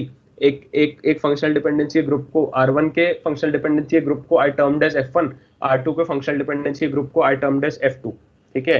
एंड फिर उनकी CK निकालती है, एक को मैंने CK1 बोल दिया, दूसरे को मैंने CK2 बोल दिया। अब मुझे क्या करना है, R1 की जो फंक्शनल डिपेंडेंसी थे और जो R2 की फंक्शनल डिपेंडेंसी थे, उन दोनों से इन एग्रीगेशन, उन दोनों को मिला के मुझे अभी ढूंढना है कि क्या ये दोनों मिलके मेरे F को डिराइव कर, जो F की जो फंक्शनल डिपेंडेंसी थे उनको ट्रू बोल पा रही है क्या, मतलब F1 जो है F2 जो है, इन दोनों का aggregation, are they able to suffice the information present within F, ठीक है। So basically F1 union F2 सिर्फ जोड़ना से नहीं, तो उनसे सिर्फ उनका यूनियन लेने से नहीं, उनको अगर यूनियन लेके उनसे कुछ में और एक्स्ट्रा इंफॉर्मेशन भी अगर मैंने निकाली, so using that is it able to derive all the functional dependencies present in F, ठीक है। तो बेसिकली वो, इसलिए I've put the closure over there equals to F plus। so this is condition, this is mathematical condition for FD preserving। mathematical condition for lossless was R1 intersection R2 should be able to derive R1 और R1 intersection R2 should be able to derive R2, वो वहां पे था, यहाँ पे F1 union F2 closure equals to F plus भी बोल दो, कुछ हाजिर नहीं है, ठीक है। Lossless decomposition is must for good structure and maintaining integrity, whereas functional dependency preservation is not a compulsion. So page number 35, ठीक है। सो पहले what will do, page number 35 है। ठीक है, 35 का एग्जांपल देखते हैं पहले। R is given as R A B C, then मैंने उसको डिकम्पोज करके रखा है into R1 and R2, R1 has AB and R2 has BC। अब मेरे पास F दिया हुआ है, A determines B, B determines C, C determines A। मैंने अभी क्या किया, मेरे R1 के लिए कौन सी फंक्शनल डिपेंडेंसीज लगेगी, सो वो मैंने F से डिराइव कर लिया। A determines B will be valid, ठीक है। पहले मैं चेक करूंगा, ठीक है, क्या क्या डिपेंडेंसीज आ सकती हैं। सो A determines B and B determines A, ठीक है। Now what I will do, अब मैं चेक करूंगा कि A determines B, is it valid or is it true according to F? According to F, is this true? So I'll find closure of A according to the parent functional dependency is given. So A plus क्या होगा, A B C होगा, that is A determines B is true, and similarly B determines A B I'll check, so B plus will be A B C again, ठीक है, तुम लोग check कर सकते हो। and similarly B determines A is also true, then I'll go with R2, similarly वहाँ पे भी मैं चेक कर लूंगा, F2 will be B determine C and C determine B, both will be true, ठीक है। अब हम चेक करेंगे F1 union F2, I'll put, ठीक है, is it equals to F plus, so can F1 and F2 be derived by F, ठीक है, नहीं, can F1 and F2 derive F, basically ये बोलना था, वो ग्रामर मिस्टेक है वहाँ पे, can F1 and F2 collectively derive F, ऐसा। so अब मैं यहाँ पे एक रिवर्स वे लूंगा, ठीक है। व्हाट आई विल डू, पहले मैं F में जाऊंगा, मैं वहां के सब डिटर्मिनेंट्स देखूंगा।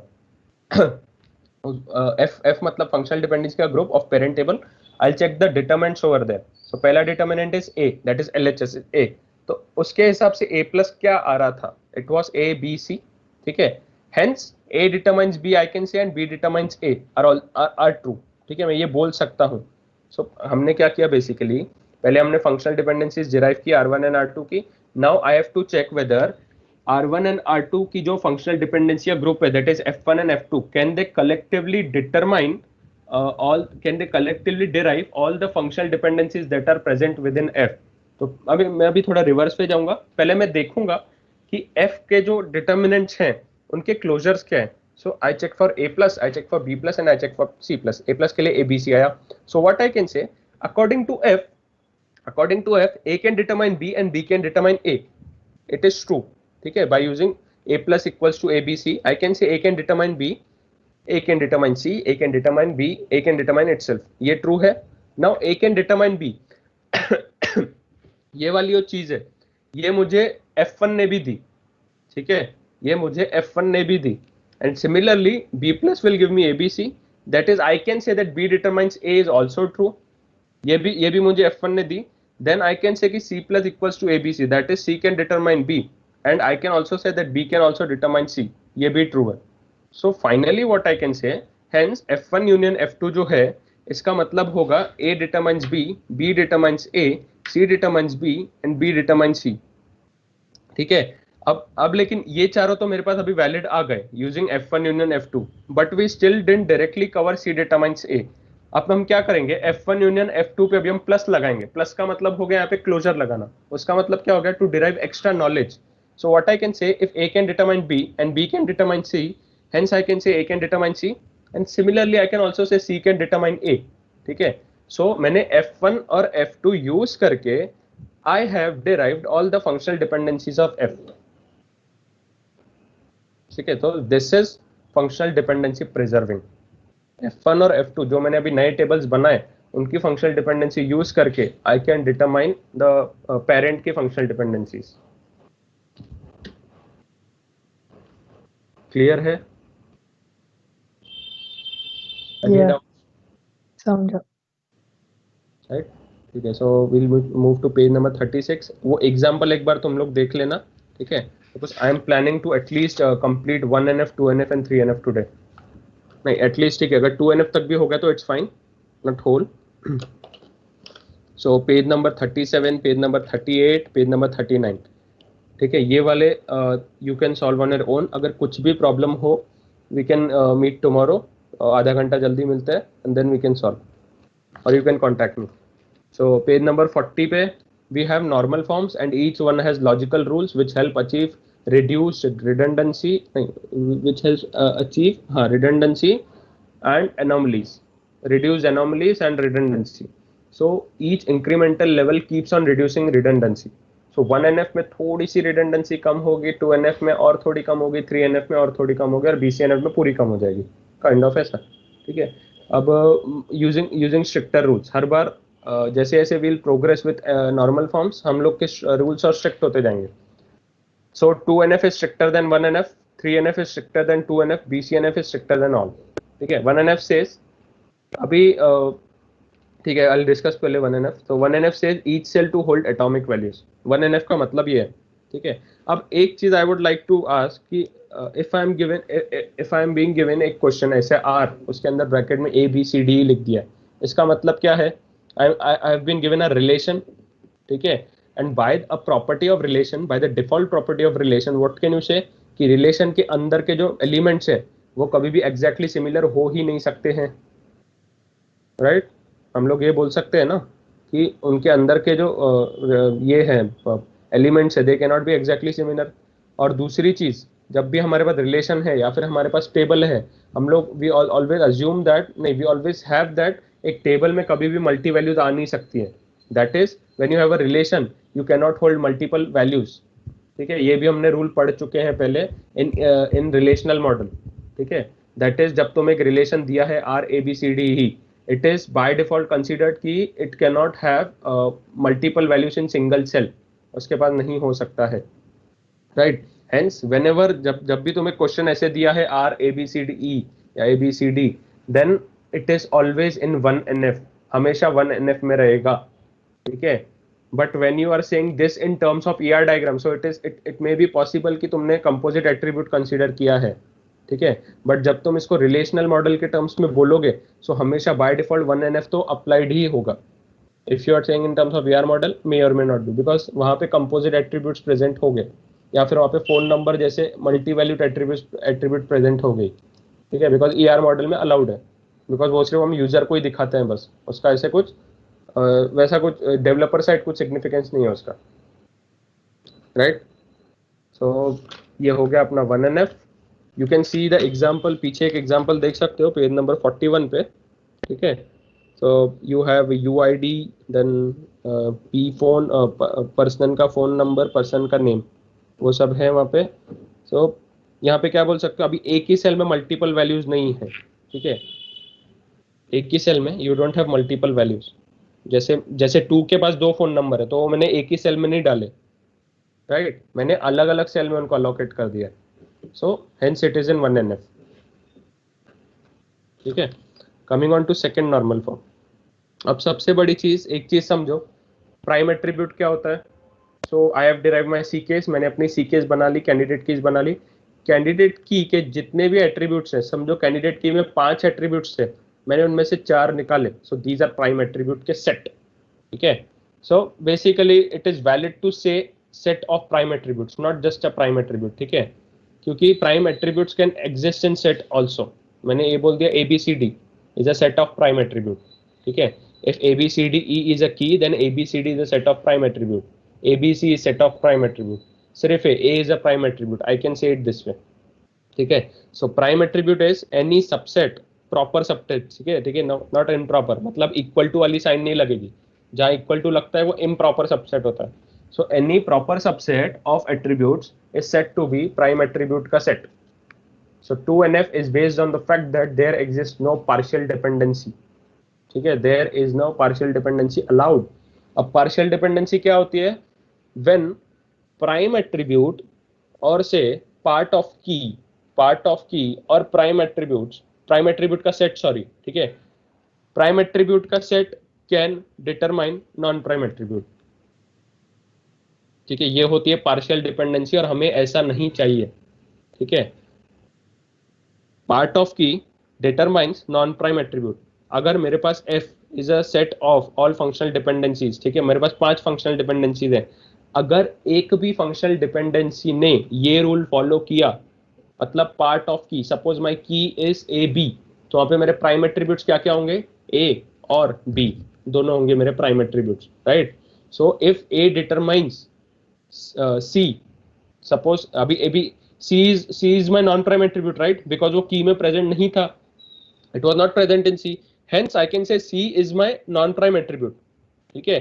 So if a prime attribute या फिर बहुत सारे प्राइम एट्रीब्यूट उनका सेट, ठीक है, लेकिन not exactly the key, if they can determine a non prime attribute या फिर नॉन प्राइम एट्रीब्यूट का set, so it is said to be partial dependency. और अगर ऐसी पार्शियल डिपेंडेंसी एग्जिस्ट करती है then we are not in 2NF, हम second normal form में नहीं है, राइट? समझा? ठीक है। सो नीचे वाला थोड़ा क्वेश्चन स्किप करो। अब यहाँ पर एनीवन कैन टेल मी कि इसके पीछे का लॉजिक क्या है? क्योंकि मैं अपने एंटायर जितना भी मैंने जब से डीबीएमएस पढ़ना चालू किया है, no one is able to bring up the logic कि यार हम ऐसा क्यों बोल सकते हैं कि पार्शियल डिपेंडेंसी नहीं हुई तो 2NF में है। मतलब ऐसा मैंने उसको नाम क्यों दिया कि 2NF में है मतलब पार्शियल डिपेंडेंसी नहीं हुई? इसका लॉजिक क्या है?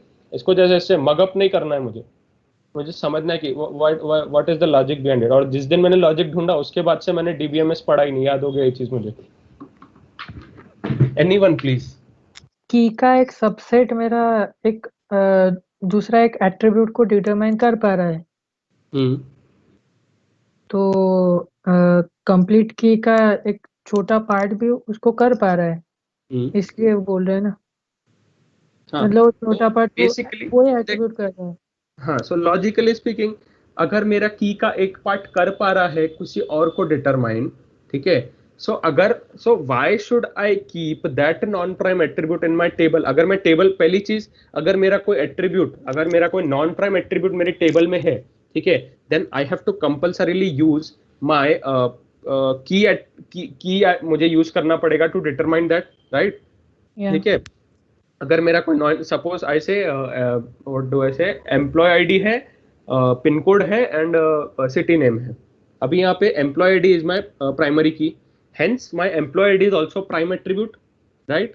सो बट मेरा नहीं, रुको, मैंने दूसरा एग्जांपल ले लिया, कुछ और लेते हैं एग्जांपल। सपोज वी से कि नेम बोल दो, ठीक है, एम्प्लॉय नेम बोल दो, एम्प्लॉय का पिन कोड बोल दो और एम्प्लॉय की सिटी का नाम बोल दो, ठीक है। Now I'll put some constraint, I'll say suppose एक सिटी में अगर मेरे पास दो या दो से ज्यादा एम्प्लॉयज काम कर, मतलब सपोज पुणे सिटी से मेरी कंपनी में 4 एम्प्लॉयज काम कर रहे हैं, सो उन चारों का नाम कैन नॉट बी सिमिलर, ठीक है, आई कैन से दिस। अच्छा नहीं, ठीक है, और एक एग्जांपल लेते हैं, just give me 2 minutes.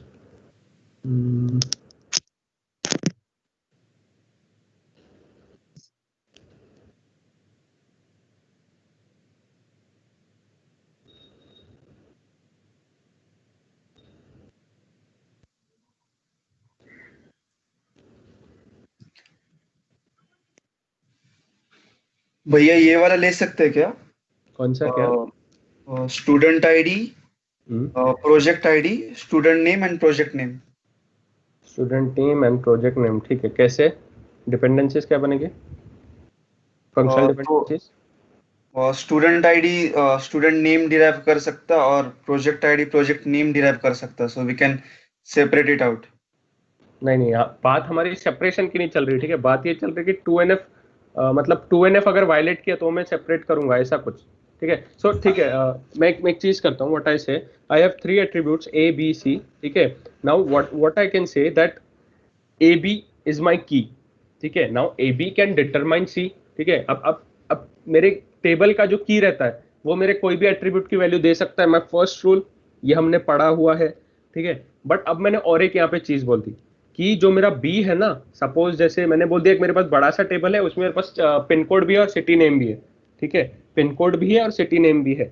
Now वो टेबल का जो की है, मैंने जो भी टेबल बोला, बड़े से टेबल का जो की है वो छोड़ दो अभी के लिए, वो कुछ भी रहने दो। तो वो की से पहला rule, I can determine any attribute value, पहली चीज तो ये। But I can also determine the city name using just the pin code, correct, ठीक है। नाउ कंसीडर कि मेरा जो की था, my key also has the pin code as one of the attribute, मतलब suppose if my key is AB, देन या तो A या तो B मेरा पिन कोड ही है, वो पिन कोड एट्रीब्यूट या तो मेरा A है या तो मेरा B है, ठीक है। सो मैं वो पूरा की यूज कर सकता हूं to determine the city name, first thing. और I can directly use only the pin code to derive city name, true. So अब इसके पीछे का भी लॉजिक क्या है, जब मैं सिर्फ पिन कोड यूज करके ही सिटी नेम डिराइव कर पा रहा हूं, then why to waste time, then why to use whole key to derive city name. Clear है क्या? हाँ भैया समझ गया। 2NF का लॉजिक मैंने समझाया अभी, ठीक है। जब मैं एक प्राइम एट्रीब्यूट यूज करके ही एक नॉन प्राइम एट्रीब्यूट में डिराइव कर पा रहा हूं, जब मैं पिन कोड यूज करके ही सिर्फ नॉन प्राइम एट्रीब्यूट डिराइव कर पा रहा हूं। अभी इसका एग्जांपल हम ऑलरेडी देख भी चुके हैं, ठीक है। पता नहीं अब कितने लोग को याद है, but we have already seen this example. अभी this is project ID, right? ठीक है, व्हाट आई विल से 6 का प्रोजेक्ट क्या है, दिस इज स्मार्ट वाला, ये जो भी है ये वाला चीज है। देन 2 का प्रोजेक्ट इज वेब स्क्रैपिंग। भैया भैया आपकी स्क्रीन चेंज नहीं हुई। Minute, sorry.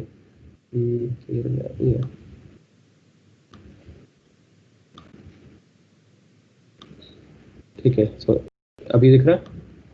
सो 2 का प्रोजेक्ट आईडी 2 का name is this one. I will mention here E name, नहीं sorry, P name, project name, P name, right. So 2 का ये है। देन 7th वाले पे ये है लाइव सबटाइटल्स। देन 3 पे इज बिजनेस एनालिटिक्स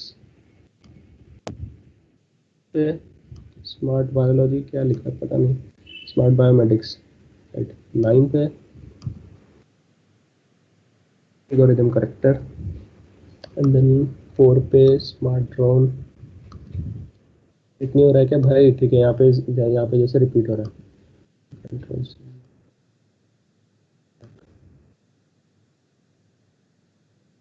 इन 7 पे ये वाला आएगा।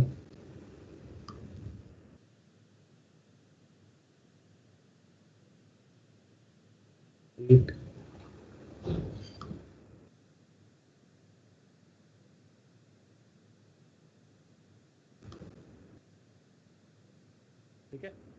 सो अब मैं क्या बोल दूंगा, what I can say, suppose, ठीक है, अभी के लिए अज्यूम कर लो my employee ID is not just my primary key. ठीक है, मैंने बोल दिया employee ID comma project ID is my primary key for this table. Assume कर लो, ठीक है, दो इट इज सिंटैक्टिकली और लॉजिकली रॉन्ग, बट ठीक है, assume it. Employee ID comma P ID can collectively determine whole table, whole attributes, all attributes. ठीक है, ऐसा बोल दो, अभी के लिए अज्यूम कर लो। ठीक है, अब मैं क्या बोलूंगा, जब मेरा प्रोजेक्ट आईडी के मदद से I can directly determine project name, जब मैं प्रोजेक्ट आईडी यूज करके ही सिर्फ प्रोजेक्ट नेम में डिराइव कर पा रहा था, तो मैंने एम्प्लॉय आईडी और पी आईडी यूज करके, क्यों मुझे उन दोनों का कॉम्बिनेशन यूज करके अपना प्रोजेक्ट नेम डिटरमाइन करना है? पहुंचा दिमाग, लॉजिकली पहुंचा क्या? ठीक है, देखो अब जैसे अगर मैं इसको अलग ही रख दूं, ठीक है, जैसे मैंने यहाँ पे रखा है, राइट, जैसे मैंने यहाँ पे रखा है, ठीक है। सो व्हाट कैन आई से, अब देख ये वाली चीज देखो, यहाँ पे स्मार्ट बायोमेडिक्स 2 बार आ रहा है, ठीक है, ये 6 वाला और ये 6, यहाँ पे ये 2 बार आ गया। ठीक है, अगर मैं इसको अलग ही रख दूं, if I keep this differently, तो मेरा वो रिडंडेंसी कम हुआ। मेरे कितने सेल्स बच गए? 1 2 3, मेरे 3 सेल्स बच गए यहाँ पे, right. I save 3 cells over here, control Z, right. अगर मैं इसको साथ में रख रहा हूं, तो 6 के साथ हमेशा स्मार्ट बायोमेडिक्स आना है, फिर यहाँ पे भी देखो 6 के साथ हमेशा स्मार्ट बायोमेडिक्स ही आएगा। So why don't to keep it in a different table? That is, अभी speaking in terms of DBMS, ये मैंने लॉजिकली बोला। अभी speaking in terms of DBMS कि जब मैं एम्प्लॉय आईडी और जब मैं सिर्फ प्रोजेक्ट आईडी यूज करके I can determine project name. ठीक है, so why should I use employee ID and P ID का combination to determine project name? ठीक है, अगर मैं ऐसे करूंगा तो अगर मैं अपने टेबल में प्रोजेक्ट नेम रख रहा हूं, इसका मतलब जब भी मुझे डिटरमाइन करना, I have to use the primary key, और प्राइमरी की अपना क्या है? Employee ID and project ID का कंपोजिशन, ये अपना प्राइमरी की है। ठीक है, और अगर मैं टेबल में ना रखूं, उसे अलग से बाहर रख दूं और वहां पे पीआईडी में रख दूं, एंड ऐसे कि यहाँ पे सिर्फ पीआईडी इज माय प्राइमरी की, अगर मैं इतना सा बोल दूं, ठीक है, इफ आई से, हाँ, ये मेरा यहाँ का प्राइमरी की हो गया, राइट। ठीक है, सो व्हाट डू आई से, अब मैं सिर्फ पीआईडी से पीएन निकाल लूंगा। सो जब भी मुझे कोई एम्प्लॉय का प्रोजेक्ट नेम चाहिए कि कौन से प्रोजेक्ट पे काम कर रहा है, उसका नेम दे दो। What I do, I simply apply mapping कि एम्प्लॉय आईडी 2 का पहले तुम आईडी निकाल लो 7, एंड देन दूसरे वाले टेबल को जाके बोलो भाई 7 नंबर का नेम दे दे मुझे, तो ये मुझे यहाँ पे नेम लाके दे देगा। राइट? समझा 2NF का लॉजिक समझा? यस यस ठीक है। सो आज के बाद कभी याद मत रखना ये चीज कि किसमें पार्शियल डिपेंडेंसी था, किसमें ट्रांजिटिव था, किसमें क्या था। इसको लॉजिकली याद रखो, टाइम पे खुद ब खुद चीजें याद आ जाएगी। कुछ नहीं है, बस हम इंजीनियर्स हैं। इंजीनियर का काम क्या होता है, कितने कम से कम रिसोर्सेज यूज करके, कितना कम से कम स्पेस यूज करके तुम अपना प्रॉब्लम सॉल्व कर रहे हो, वही हमें करना है। हमें स्पेस को कितना जितना तुम रिड्यूस कर सकते हो उतना करो बस। ठीक है। तो मैंने यहाँ से हटा दिया, इसके लिए एक अलग से मैंने आई बिल्ट अ टेबल। खत्म, ये हो गया मेरा। अभी ये दोनों table are in my 2NF। अब क्यों 2NF में, अभी ये वाले टेबल पे आप चेक करो। ठीक है।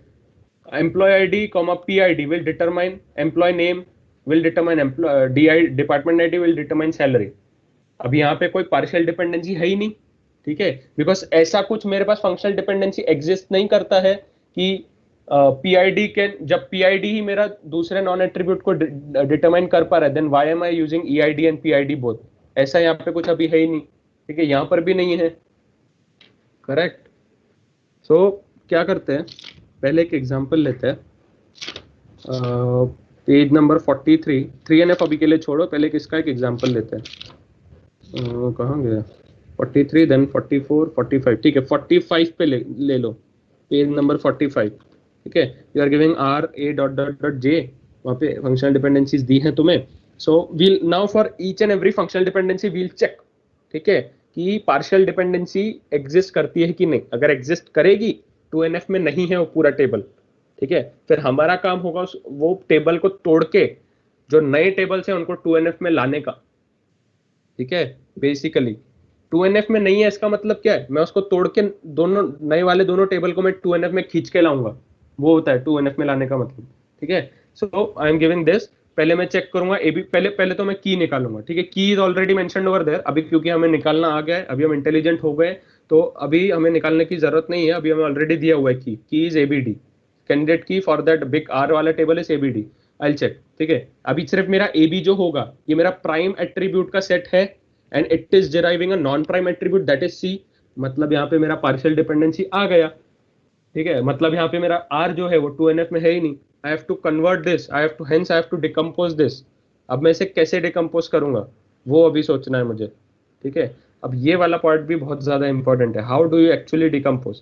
तो ठीक है, तो AB का जो भी है ना अभी, सो पहले ये देखो कि AB प्लस से तुम क्या क्या डिराइव कर सकते हो। ठीक है, बिकॉज अभी मैं AB डिटरमाइन C, मेरा जहां जो फंक्शनल डिपेंडेंसी की वजह से आई गॉट पार्शियल डिपेंडेंसी, अब वो उस वाले का डिटर्मिनेंट मुझे यूज करके आई हैव टू फाइंड कि what all attributes can I determine by that determinant basically. So अब मेरा पहला I check for AB determine C, इसकी वजह से I got partial dependency. Now I will say कि AB प्लस क्या है, सो AB प्लस क्या आएगा, ABC आएगा। अभी ABC का एक अलग टेबल बना दो, R1 बोल दिया मैंने। ठीक है, नाउ मूव फर्दर। अभी सेकंड फंक्शनल डिपेंडेंसी चेक करो। सो क्या हुआ सेकंड फंक्शनल डिपेंडेंसी कि BD डिराइव्स F।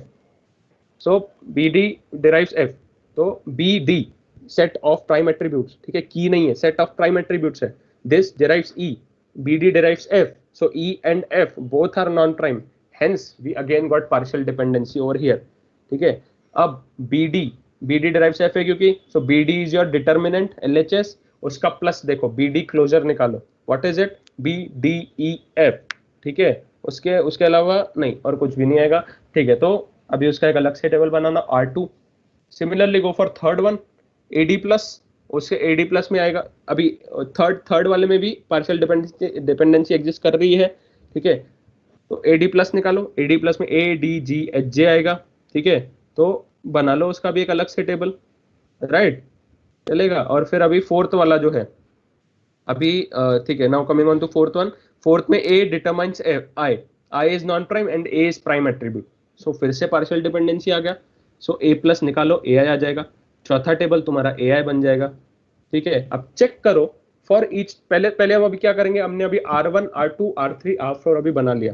ठीक है, अब हमने जो भी पहले कंसेप्ट पढ़ा था कि व्हेनेवर वी आर स्प्लिटिंग, ठीक है, I have to find all functional dependencies for R1 अलग से, उसको मैं F1 बोलूंगा, देन R2 उसको मैं F2 बोलूंगा, फिर R3 के लिए आई फाइंड F3, R4 के लिए आई फाइंड F4। तो F1 में अपना क्या क्या आ गया अपने पास, ए बी डिटरमाइन सी, ठीक है। सो अब मेरे एक ही वो डिपेंडेंसी है जो वो टेबल के लिए लागू होगी, ठीक है। ये हमने कैसे किया, वी हैव स्टडीड पहले। तो कैंडिडेट की आई विल से ए बी हो गया मेरा कैंडिडेट की अकॉर्डिंग टू दिस, ठीक है। And then similarly for R2, then R3 and then R4। So अभी चेक करो, ये अभी सब 2NF में है क्या। 2NF को क्या कंडीशन लगती है, पहले एक टेबल लो, उसकी सारी फंक्शनल डिपेंडेंसीज को चेक करो कि उसमें कौन सी डिपेंडेंसी, पार्शियल डिपेंडेंसी है कि नहीं। अगर है तो वो 2NF में नहीं है, अगर नहीं है पार्शियल डिपेंडेंसी, मतलब वो 2NF में है, ठीक है। तो R1 के लिए हमने चेक किया कौन सा है, सिर्फ एक ही डिपेंडेंसी है मेरे पास, A B determine C. Now LHS में ए बी है, ठीक है। A B itself is primary key, A B is not a set of prime attributes, वो प्राइमरी की ही है। So primary key determines non prime, ये चलता है 2NF में, so it is in 2NF। Same goes with R2 में अभी मेरे पास की क्या थी, BD। LHS में देखो BD पूरा की डिटरमाइन कर रहा है मेरे नॉन प्राइम को, सिर्फ पार्ट ऑफ की या फिर सेट ऑफ एट्रीब्यूट्स डिटरमाइन नहीं कर पा रहा है, ठीक है। हेंस ये भी वायलेट नहीं कर रहा है लॉ, मतलब ये पार्शियल डिपेंडेंसी नहीं है यहाँ पे। सेम गोज विद थर्ड वाला, सेम गोज विद फोर्थ वाला। Now since all four are in 2NF, ठीक है, we will say are entire जो अपना पेरेंट टेबल था वो 2NF में था, हमने उसको ब्रेक कर दिया 4 टेबल्स में, and we also check for 2NF property in all those 4 tables. Hence we say we are safe now, we are in 2NF now finally. Any doubts?